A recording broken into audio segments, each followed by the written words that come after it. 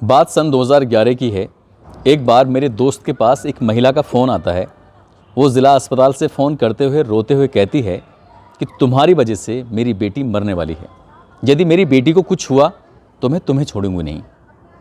दरअसल बात कुछ ऐसी थी, वो लड़का बहुत बुरी तरह से डर जाता है और वो लड़की ज़िंदगी और मौत की जंग लड़ रही थी अस्पताल के अंदर। उसका मेरे पास फ़ोन आता है, कहता है उस्मान भाई मेरी कोई गलती नहीं है, मैंने कभी उस लड़की को प्यार ही नहीं किया। बस वो है कि मुझसे ज़बरदस्ती प्यार करने का इजहार करती रहती है और साथ ही कहती है कि शादी करूँगी तो तुमसे करूँगी, साथ जीऊँगी साथ मरूँगी। मैंने मना कर दिया और आज दिन में जो फ़ोन आया था उसने कहा कि अगर शादी से इनकार कर दिया तो मैं अपनी जान दे दूँगी। बस ये कहना था कि ठीक है जान दे दो। उस लड़की ने रात को 10-11 बजे के आसपास ये जो उनकी फ़ोन पे बातचीत होती हैं, उसके बाद लड़की अपने हाथ की नस काट लेती है और जब उसकी हालत बिगड़ती है तो परिवार वाले उस लड़की को हॉस्पिटल में एडमिट करा देते हैं। हालांकि डॉक्टरों के प्रयास के बाद उस लड़की की जान तो बच जाती है, मगर एक सवाल जो खड़ा हो जाता है कि क्या एक तरफा प्यार करना सही है या गलत है। जाहिर सी बात है उस लड़के को प्यार नहीं था, लड़की प्यार के लिए किसी भी हद तक जाने को तैयार थी, जो कि शायद गलत था। इसका फैसला आप ही करके बताएं, कमेंट करके बताएं कि कौन सही था कौन गलत था। आज की कहानी जो मैं आपको सुनाने जा रहा हूँ, इस कहानी में ऐसा होता है जिसकी कोई भी व्यक्ति कल्पना नहीं कर सकता, यानी कि कल्पना से परे ये बात है। एक तरफा प्यार में इंसान किस हद तक जा सकता है, इसकी मैं भी कल्पना नहीं कर सकता, शायद कोई भी नहीं कर सकता। आदाब, नमस्कार, सत श्री अकाल। मैं उस्मान सैफ़ी। आज की जो सच्ची घटना मैं आपको सुनाने जा रहा हूँ, ये सच्ची घटना है राष्ट्रीय राजधानी क्षेत्र दिल्ली की एक मल्टीनेशनल कंपनी के अंदर एक लड़का जिसकी उम्र अभी 32 साल है, जो कि बहुत खूबसूरत है, बहुत अच्छा है और अपने माँ बाप का इकलौता बेटा है।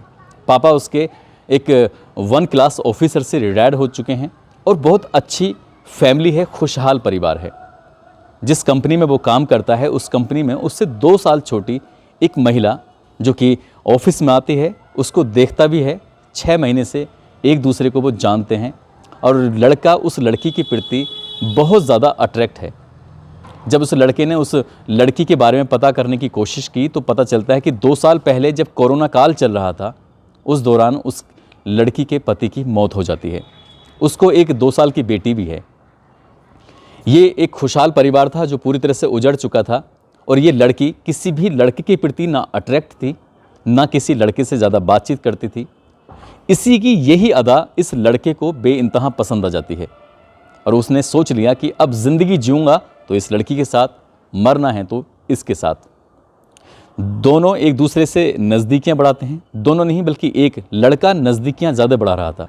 कभी किसी होटल में खाने पीने के नाम पर, तो कभी कहीं पार्क में बैठने के नाम पर वो लड़का उस महिला के साथ नज़दीकियाँ लगातार बढ़ाता चला जाता है।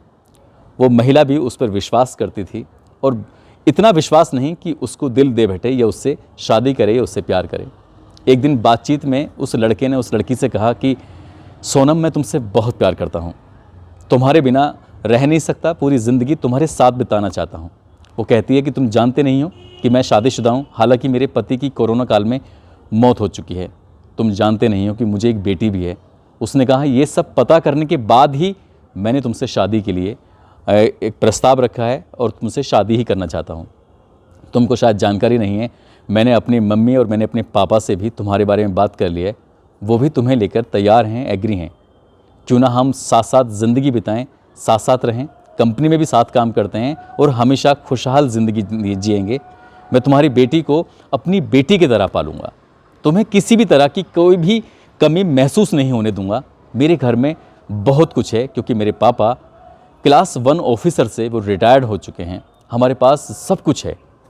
लड़की एक बात कहकर इस बात को ख़त्म कर देती है। कहती है कि मैं जिससे प्यार करती थी वो इस दुनिया में नहीं है, मुझे उसके अलावा कोई और छुए ये मुझे अच्छा नहीं है और बर्दाश्त नहीं होगा। उसने कहा कि क्या मैं अगर लड़की बन जाऊं, यानी कि लड़का कहता है कि क्या मैं लड़की बन जाऊं तब भी तुम्हें छूने से मुझे गुरेज होगा। बस इतना कहना था कि वो लड़की शांत हो जाती है, यानी कि मौन हो जाती है, कोई आवाज़ नहीं निकालती, कुछ ना इसका विरोध करती है ना ही इसके पक्ष में जाती है। और यहाँ से कहानी शुरू होती है, ऐसी कहानी जिसकी कल्पना भी नहीं की जा सकती। दरअसल ये लड़का इस बात को इतना सीरियस ले लेता है और सीरियस लेने के बाद गूगल पर सर्च करता है कि इस राष्ट्रीय राजधानी क्षेत्र दिल्ली में ऐसा कौन सा डॉक्टर है जो क्या जेंडर चेंज कर सकता है। गूगल पर सर्च करता है और उसको आखिरकार उस डॉक्टर की जो तलाश थी वो डॉक्टर मिल जाता है और वो अपना ट्रीटमेंट शुरू कराता है। ट्रीटमेंट चलने लगता है और लगभग 1 महीने तक उसका ट्रीटमेंट चल रहा है। मगर ट्रीटमेंट के साथ साथ जैसे जैसे उसके हार्मोनल बदल रहे हैं, वैसे वैसे उसके शरीर के कुछ उभार थे, कुछ चीज़ें थीं जो उसमें अपना आप से ही बदलाव आने लगा था। अभी तक तो सब कुछ ठीक था।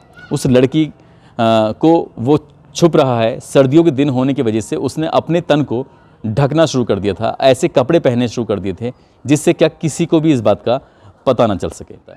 मगर इस बीच वो लड़का लेजर ट्रीटमेंट जब कराता है तो लेजर ट्रीटमेंट से उसके शरीर में जो बदलाव हो रहे थे वो कुछ साफ दिखने लगते हैं। उसके चलने का जो स्टाइल था अब लड़कियों जैसा होने लगता है। उसकी जो बात करने का तरीका था वो लड़कियों जैसा होने लगता है। उस लड़के के पापा ने अपनी बीवी से कहा, अपनी पत्नी से कहा कि क्या तुम्हें अपने राहुल बेटे के अंदर कुछ बदलाव महसूस नहीं हो रहे हैं? तो उसकी माँ भी कहती है कि मैं भी आपसे यही बात कहने वाली थी, कुछ तो है जो इसके अंदर बदलाव महसूस हो रहे हैं। एक दिन प्यार से बिठाकर अपने बेटे से पूछते हैं कि बेटा तुम्हें क्या हुआ है? ना तुम ठीक से खाते हो, ना तुम ठीक से सोते हो, ना तुम ठीक से रहते हो। तुम्हारे चेहरे की बनावट भी कुछ और बता रही है कि कुछ तो ऐसा है जो शायद तुम हमसे छिपाने की कोशिश कर रहे हो। बेटा रोते हुए अपने माँ बाप से कहता है कि पापा माँ, मैं ना सोनम को बहुत प्यार करता हूँ, उसके बिना रह नहीं पाऊँगा, उससे शादी करना चाहता हूँ। तो कहते हैं कि आखिरकार दिक्कत कहाँ पे आ रही है? हमने तो मना नहीं किया, तुम चाहो तो उससे शादी कर सकते हो, उसके साथ ज़िंदगी बिता सकते हो, तो आखिरकार दिक्कत क्या है?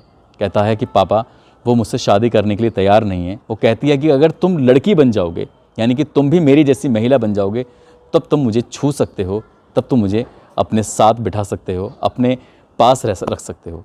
मगर ये सब बातें उसने अपने ही मन में एक धारणा बनाई थी, एक कल्पना बनाई हुई थी, ऐसा कुछ भी नहीं था। और जब उसके शरीर में बदलाव होने लगते हैं तो माँ बाप ने उस लड़की से बातचीत करने की कोशिश की तो लड़की ने साफ इनकार कर दिया कि मैं अपने पति के अलावा और किसी को यहाँ जगह दे ही नहीं सकती, जबकि मेरा पति इस दुनिया में है ही नहीं।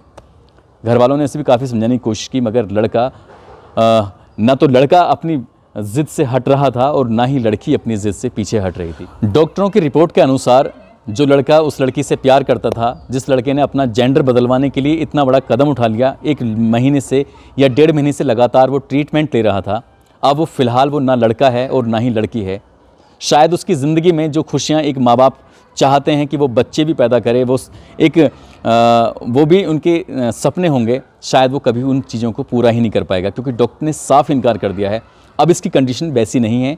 यदि इसको ट्रीटमेंट दिया जाए तो शायद ट्रीटमेंट देने के बाद उसकी कंडीशन लड़की की तरफ ज़्यादा जाएगी, लड़के वाली कंडीशन उसके अंदर आ ही नहीं सकती। अब शायद ऐसा कुछ हो नहीं सकता। इस फैसले से न केवल उसने अपनी ज़िंदगी को बर्बाद किया, बल्कि अपने माँ और अपने पिता के जो सपने थे उन पर भी हमेशा हमेशा के लिए पानी फेर दिया।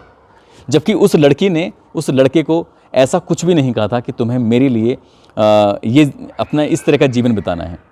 फिलहाल कहानी अभी वहीं के वहीं अटकी हुई है। उस महिला का और उस लड़के का एक अच्छे काउंसलर के माध्यम से काउंसलिंग कराई जा रही है, ताकि इन दोनों के अंदर कुछ बदलाव हो सकें और वो साथ साथ रहने का फैसला कर सकें। मगर दोनों ही अपनी ज़िद पर अड़े हैं। लड़का लड़की को बिल्कुल भी छोड़ना नहीं चाहता और लड़की लड़के के पास आना नहीं चाहती है। आगे भविष्य में क्या होगा ये एक सवाल बना हुआ है, मगर आप लोगों के लिए भी एक सवाल है कि आखिरकार उस लड़के ने जो किया है क्या वो सही था? क्या उसे ऐसा करना चाहिए था? क्या उसे अपने माँ बाप से इस तरह की बातें नहीं करनी चाहिए थी? क्या अपने कुछ और दोस्तों से ऐसी बातें नहीं करनी चाहिए थी कि जो कदम वो उठा रहा है क्या वो सही है? ये सब उठाने से पहले एक बार उस लड़की से पूछना चाहिए था कि मैंने इस डॉक्टर से ट्रीटमेंट लेना शुरू कर दिया है, क्या मुझे ऐसा करना चाहिए कि नहीं करना चाहिए? हो सकता है कि लड़की की कुछ मजबूरियां रही हों, हो सकता है उसने अपनी बेटी के फ्यूचर के लिए शायद किसी से मिलना सही नहीं समझा हो, बहुत सारी बातें हो सकती हैं, मगर लड़के ने जो किया है उसने किसी भी कीमत पर सही नहीं किया है। दोस्तों, इस कहानी को सुनाने का उद्देश्य किसी को परेशान करना नहीं है, किसी का दिल दुखाना नहीं है, बल्कि एक तरफा प्यार में बिल्कुल ना पड़ें। हालांकि प्यार कभी किया नहीं जाता, प्यार हो जाता है, और ज़बरदस्ती वाला प्यार होता है वो सक्सेस भी नहीं होता। और इस तरह की जो ज़िंदगी हम किसी के साथ बिताने के ज़िंदगी भर के फैसले लेते हैं वो भी शायद कभी सक्सेस नहीं हो पाते हैं। इसलिए अपना ख्याल रखें, सुरक्षित रहें। जय हिंद, जय भारत।